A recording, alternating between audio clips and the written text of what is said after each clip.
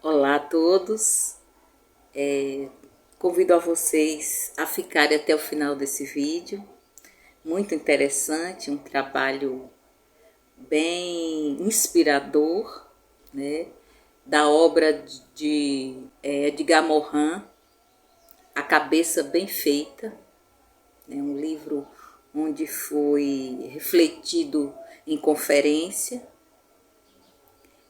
num conselho com debates na França, deixando o autor com uma visão holística. Então, A Cabeça Bem Feita, ele vem pontuando vários itens que para o autor e para professores ou alunos e pessoas que queiram agregar suas reflexões no oriundos do pensamento inteligente, abrangendo a inteligência, em uma abordagem que valoriza a interdisciplinaridade e a capacidade de pensar de forma crítica e reflexiva, onde ele convida alunos e professores, se tiverem acesso ao livro, assumam sua própria educação. Nessa fala, Edgar já nos convida a uma reforma do pensamento, uma reforma do processo de ensino, da fragmentação das disciplinas e do conhecimento. Ele nos convida a pensar no próprio pensamento. Por que quero fazer isso? Por que quero ser professor? Por que quero estudar?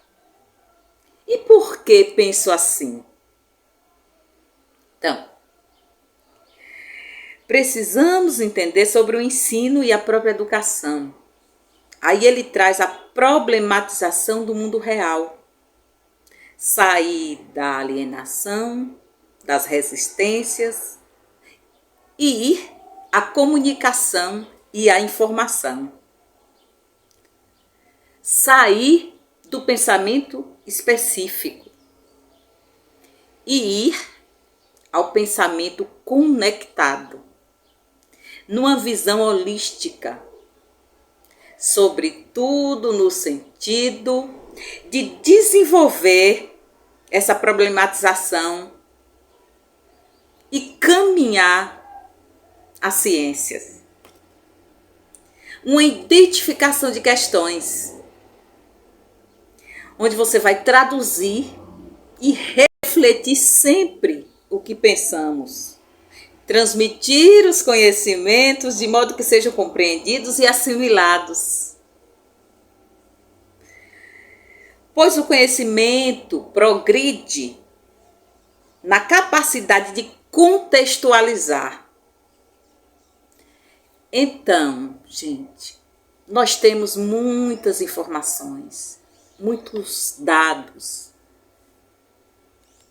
mas às vezes precisamos filtrar essas informações. Precisamos analisar, antes até duvidar. Depois analisar, depois determinar. Aí abrirá-se uma discussão. Qual o objetivo? Qual a finalidade? E o que ensinar hoje na contemporaneidade? Às vezes, a educação nos desanima. Às vezes, a educação nos desanima. E Morin, ele aponta lá, bem no começo do livro. Ela não, às vezes, não nos torna mais felizes. Ela nos inquieta. Ela nos inquieta. Pois há um retalhamento muito grande nas disciplinas. E isso também nos baratina. Então, a reforma do pensamento de Morin veio não só para nós, o alunado, o discente e o docente, mas também estendido às instituições. Para entendermos a complexidade das situações. Uma formação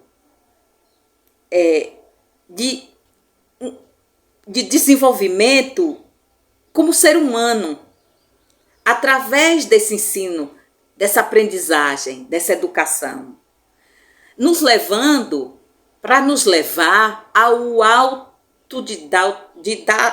autodidatismo, desculpem, o autodidatismo, a autonomia, a criticidade, a proação, até ser chegada ao conhecimento.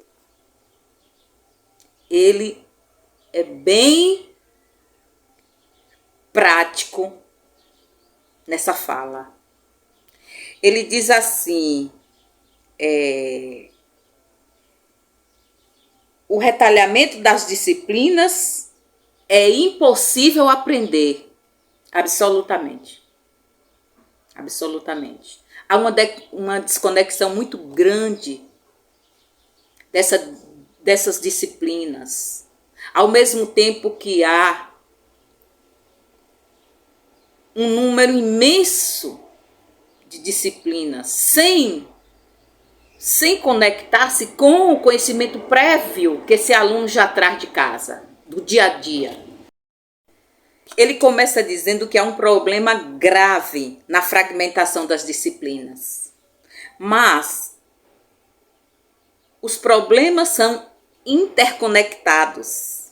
Os problemas são globalizados. Assim também deve ser o nosso pensamento, a nossa maneira de refletir, de pensar naquilo que você pensou, no que você está pensando e transformar, sair da reação para a ação.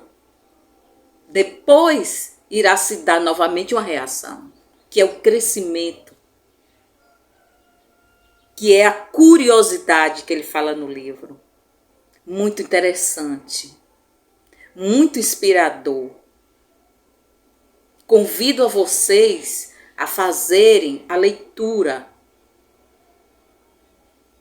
Ele fala também da hiperespecialização, que nos impede de enxergar de uma maneira global, de uma maneira que, se não termos cuidado, nos torna egoístas, entre aspas, nos torna centralizados, alienados. Então, essa hiperespecialização que ele fala é enxergar,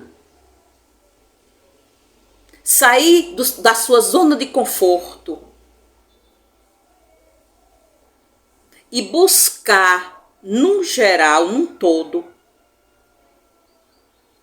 aí onde ele entra a inteligência, através sua inteligência natural, minha inteligência natural, com a inteligência artificial, com a tecnologia, buscar essa conexão para aplicação no cotidiano.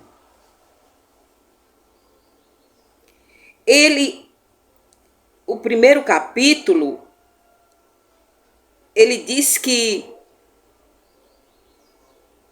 a reforma do ensino deve ser a reforma do pensamento. Ele vai reafirmar isso no segundo capítulo, onde ele encontra princípios desafiadores para nortear esse caminho. Então, a cabeça bem feita, mais vale uma cabeça bem feita do que uma cabeça bem cheia. Às vezes, não se afastando muito da realidade, nós temos informações demais que nos baratina. Nossa inteligência em supervalorizações nos chega a pensarmos que somos superdotados. Essa superdotação em pensamento deve ser refeita. Uma reflexão pertinente. Pois repensar o pensamento é pensar bem, usando a inteligência geral, agregando a inteligência artificial, agregando o que pode se colocar em ação, em atitude. A cabeça bem feita parte para resolver problemas, para organizar suas situações, problemas, através dos saberes. O pensar bem, que nos leva a ser e formar um bom pensador. Entenderam? Um bom pensador. Compreender a natureza através do cálculo, transformando a matemática no português. Entendam bem isso aí. E vão lá buscar, eu convido vocês a buscarem a leitura desse livro extraordinário. É uma fala, é uma leitura inspiradora, repito, inspiradora. Uma leitura e bem acessível, bem clara, concisa. E que coloca você à disposição do seu pensamento.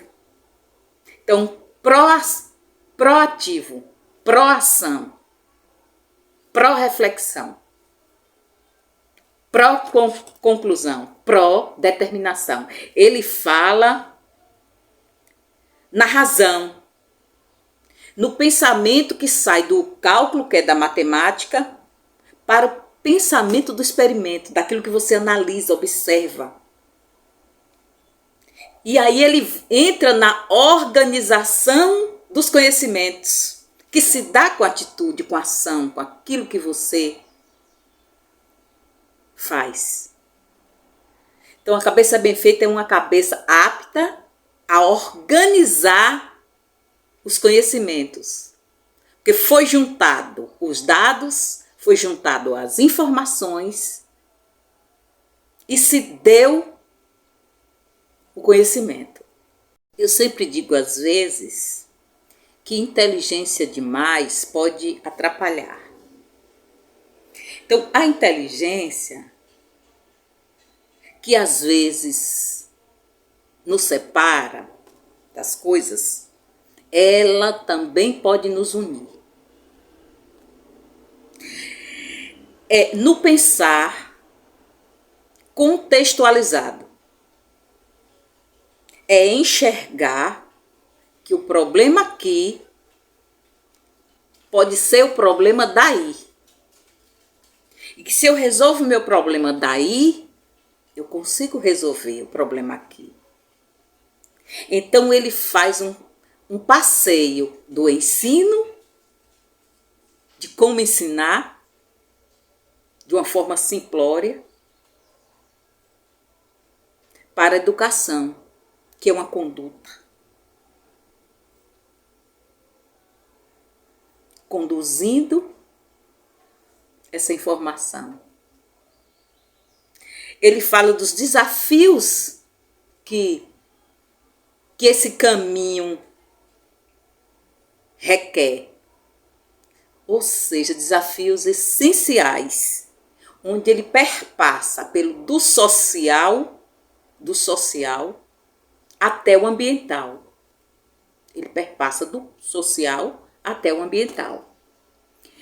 E ele diz que uma dualidade entre o saber escolar fragmentada, ele sempre fala nessa palavra, ele enfatiza bem a fragmentação no ensino e na educação.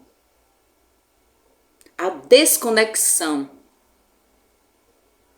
Ele enfatiza bem essa desconexão, essa fragmentação, esses pedaços individualizados. E quando você reformar seu pensamento educacional, você vai unir cada pedacinho e vai ver que ele vai constituir e globalizar as situações, problemas. Esses desafios são enfrentados no dia a dia. E se esse conhecimento é fragmentado, os problemas e as soluções, que são planetárias, né, multidimensionais, vai gerar sofrimento, angústia. Vai gerar. Houve um tempo em que essa fragmentação foi necessária. No tempo tecnológico. Lá, não tão distante. Um passado não tão distante. Porque ele também ainda continua no agora. Mas hoje há uma necessidade dessa reforma. De dentro essa reforma, numa perspectiva de existência, de vivência contínua e satisfatória, significativa, perpassando por esses desafios, onde vive uma realidade simultânea, o desafio cultural, por exemplo, é onde ele trabalha a cultura humana na parceria com a ciência, do empírico ao racional. O desafio cultural, ele liga a inteligência que deve ser unida a uma inteligência natural, para um pensamento misterioso.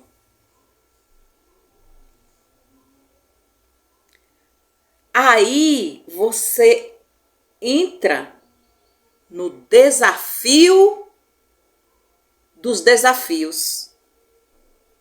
No desafio dos desafios.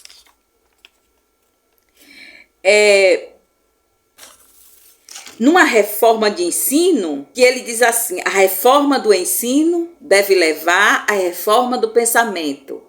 E a reforma do pensamento deve levar à reforma do ensino. Nossa, é muito interessante isso aí. É muito reflexivo. Mas é para pensar muito mesmo. É para realmente entrar aí numa supervalorização dessa reflexão, dessa concepção, dessa concepção de Morin. E ele volta lá e diz assim, isso é um novo espírito científico. As novas ciências sistêmicas, elas rompem